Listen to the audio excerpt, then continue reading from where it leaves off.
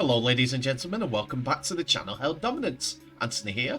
Please remember to like and subscribe, and also click that notification bell if you're enjoying what you're seeing and if you want to continue seeing more. Coming up in this episode, Salford looking to tie down star halfback after NRL interest. The first game of the South American Rugby League Championships was played overnight. What was the score? Where is it being played? And Lyne Testimonial tickets donated to local schools.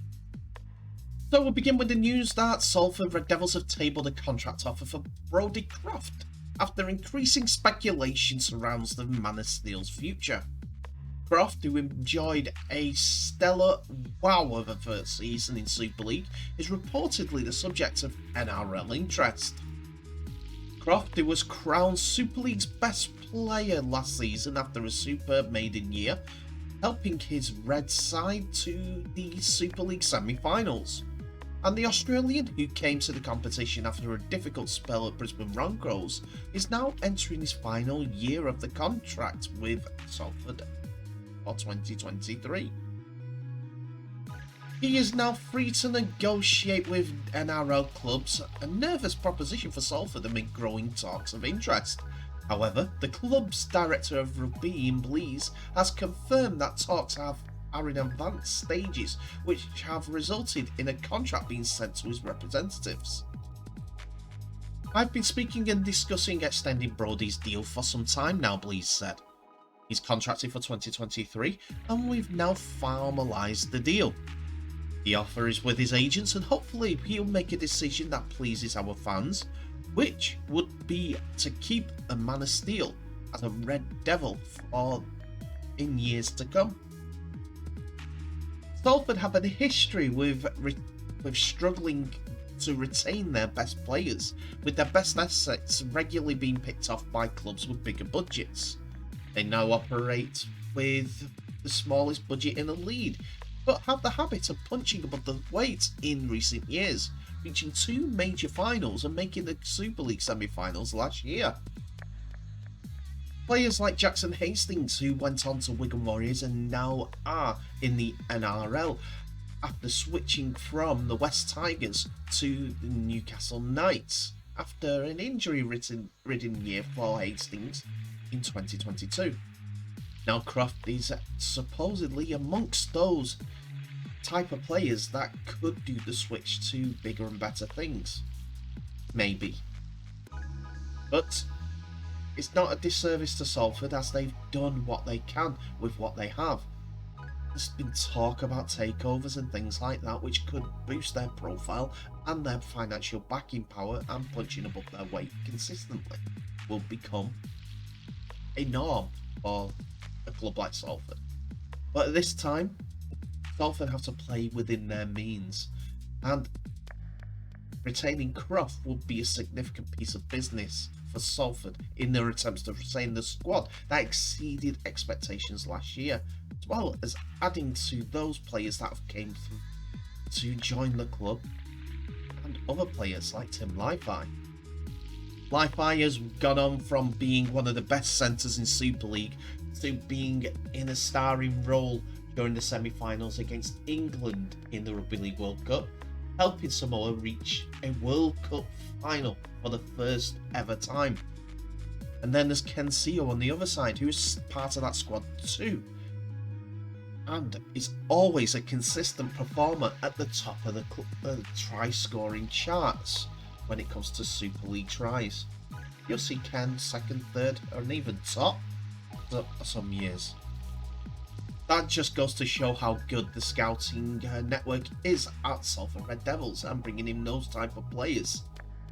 We'll have to see what happens with Croft, but I'm sure he'll be with Salford next season. Season after that, there's the big question mark. Salford lose another talisman? We'll have to see.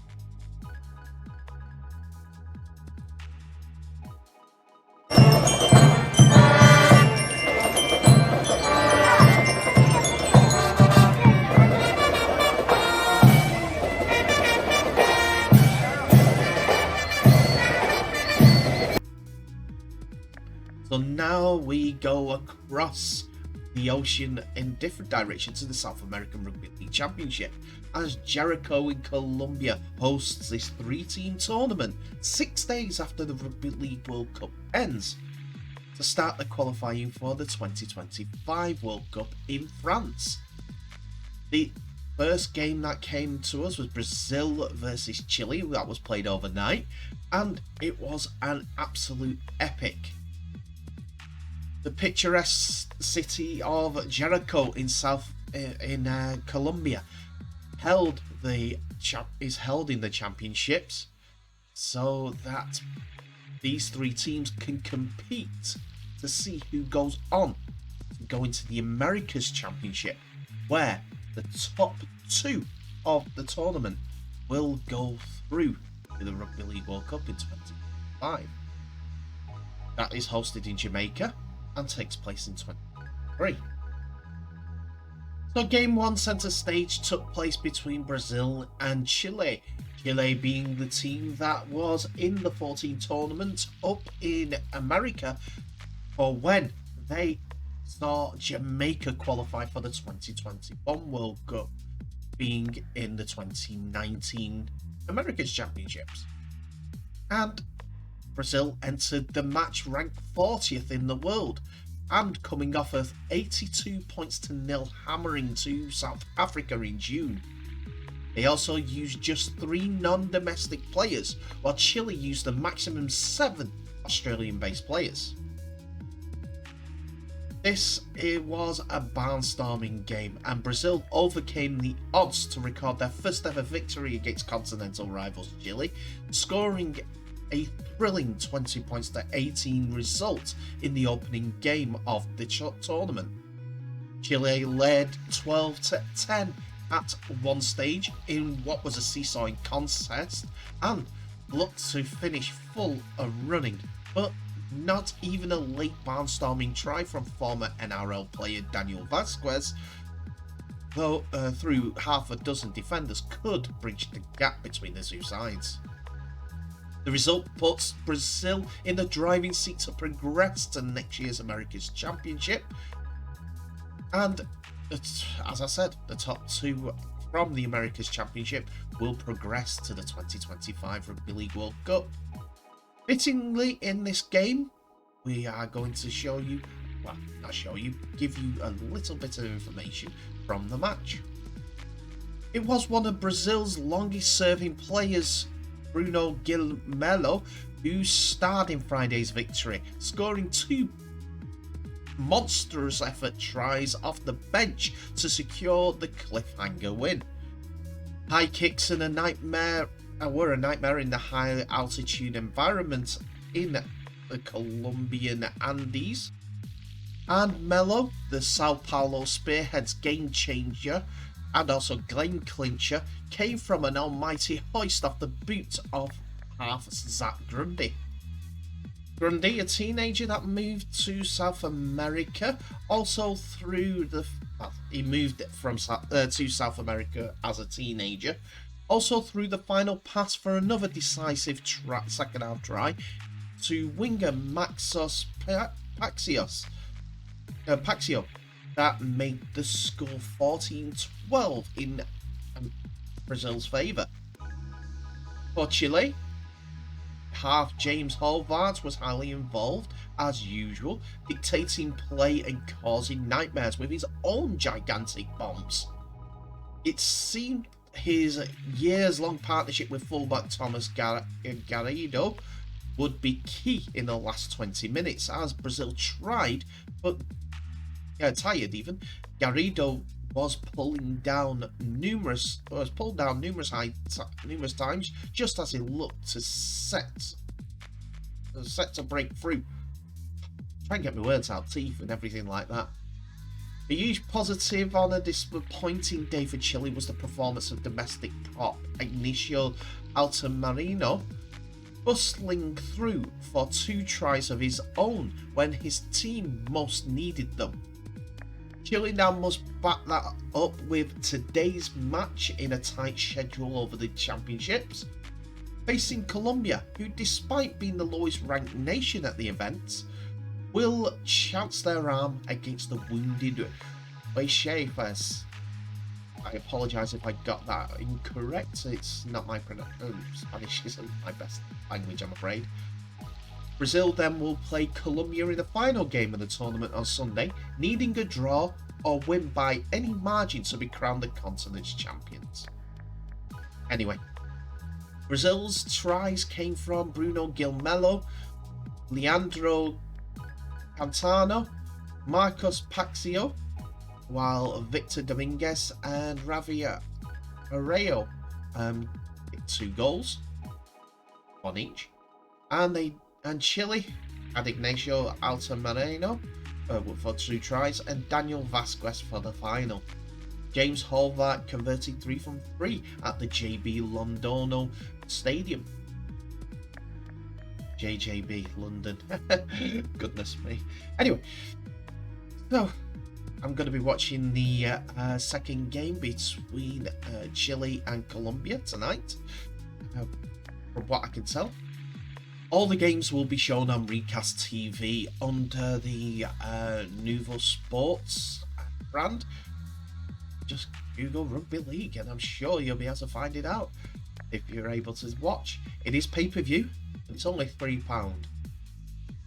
I think the kickoff is around about the same time as well, as it's in the same venue and there's no floodlights, so it's around about 8:30 UK, 7:30 AM in Sydney, Bogota 3:30 PM, and Sao Paulo and Santiago 5:30 PM.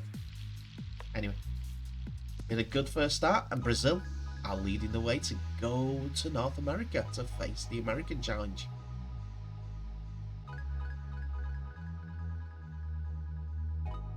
And finally we come to Rhys Lyne, as he has come up with a great idea with his club's community foundation in keeping young fans engaged with rugby league after the Rugby League World Cup and going into the 2023 season.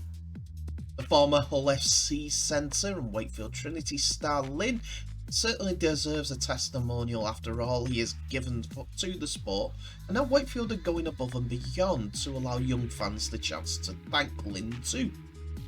Wakefield Trinity Community Foundation will use their link with schools in the district to deliver free tickets to pupils ahead of Lyne's testimonial in January. A stalwart figure for Trinity over the past 10 years in Wakefield, Rhys has made over 200 appearances in red, white and blue, making his Wakefield debut back in 2012. Now, to celebrate a decade of service with the club, Lyne and his Trinity side will face Halifax Panthers on Sunday the 15th of January in his testimonial. With this in mind, the club are going to be distributing over 300 tickets to schools across the district to allow pupils the opportunity to watch Wakefield Trinity ahead of the start of the 2020 season. And over the next week, the club's rugby league and physical education staff will start handing out tickets in Normanton Junior, Ledger Lane, St John the Baptist, Lawfield Lane and Park Hill to celebrate the growth of the sport across the school's network.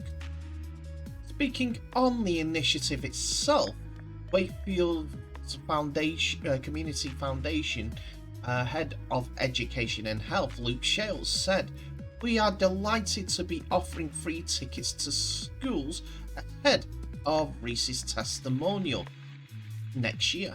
It's really important to us to grow the game and push the club to the younger generation and hope we can see as many faces there as possible." This was followed up by Mark Brennan, who is the Wakefield Trinity Community Trust Head of Foundation, as he said, "As our rugby league provision continues to grow, we are delighted to be in a position to offer this as a part of Rhys's testimonial year. He's been a fantastic servant to the club over the past 10 years, and we are fortunate to be in a position to offer these tickets as part of our programme in schools." It will be a special day, and I hope all the young fans coming to watch the club for the first time really enjoy themselves. It's a great initiative, and it's a good idea for Riesling to help grow rugby league and keep kids involved from the school angle, where good things in school come out of it. So yeah, here's more proof that people can be magnanimous. Reese could have got a decent payoff from this day, from his testimonial, or even a donation to a local charity. But he's keeping it in-house to help the foundation, help the club grow. It's a way to go. In my opinion, that's how he's going. He's probably still got his own charities. He's still going to get a decent payday. He's still going to get this, that, and the other. It's his testimonial at the end of the day. I hope it's going to be a raging success, because we need more interaction between clubs and schools and community clubs as well, so that we can grow this fantastic sport of ours. Anyway, tell me what your thoughts are in the comment section below.